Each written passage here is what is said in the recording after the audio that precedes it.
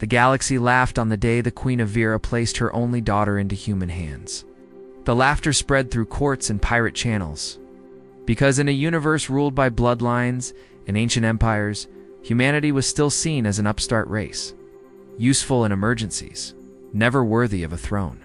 They mocked her in 1,000 languages, and then they went quiet when the first human warship crossed Veyran space.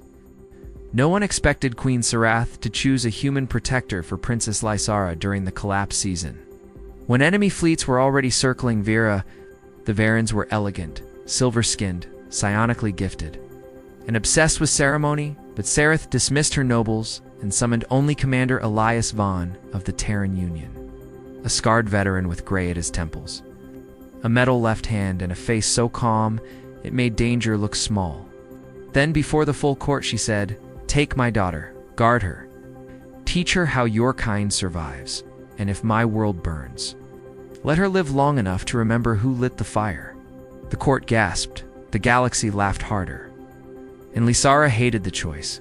She had expected a champion of her own blood, not a human in a plain dark uniform who looked more like a mechanic than a royal shield.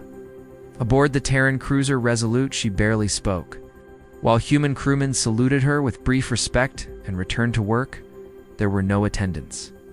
No songs, only patched steel, engine hum, and humans drinking terrible coffee. Then the first enemy fleet appeared, and the lesson began at the edge of the Narith expanse.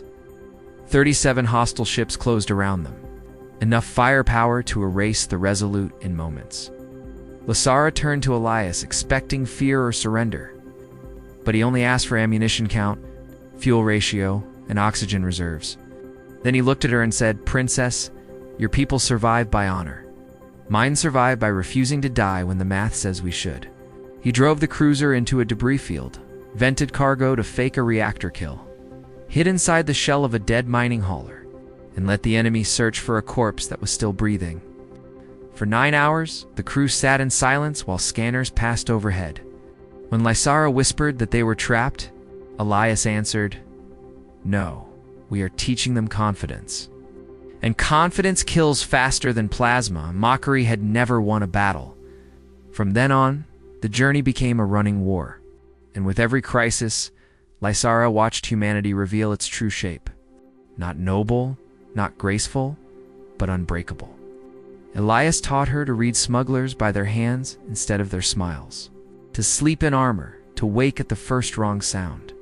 When assassins came disguised as medics, he killed one with a serving tray and broke another with his metal hand, then returned to work with blood on his sleeve. Lyssara stopped looking at him with disgust after that, and began looking at him with belief. Because everywhere they went, humans endured what should have ended them. They patched holes with scrap, stitched wounds with shaking fingers, laughed while exhausted, and kept moving.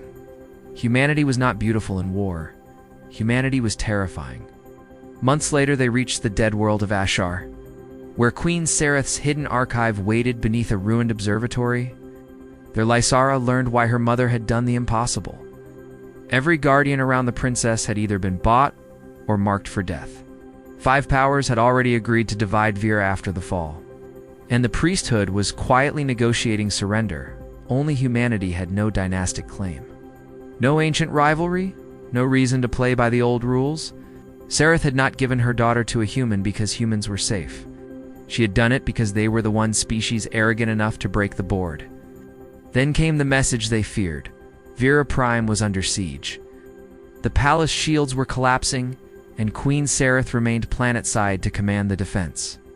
Lyssara demanded they turn back at once. Elias refused, and for the first time she struck him. Elias did not react. He only said, "If we go now, you die with her. If we wait, you live for her. Choose which one your mother meant to save." Then the final recording arrived.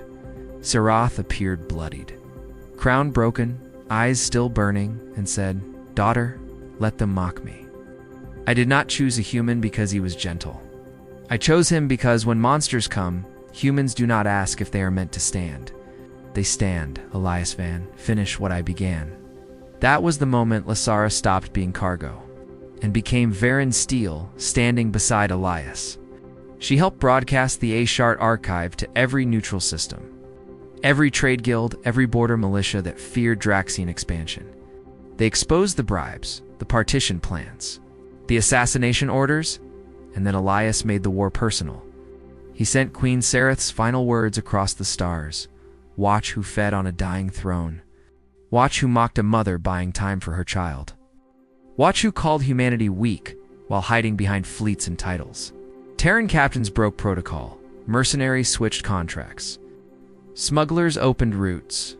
Miners armed freighters. And species that had laughed now chose sides. They came for a princess, and found a species that took insults personally.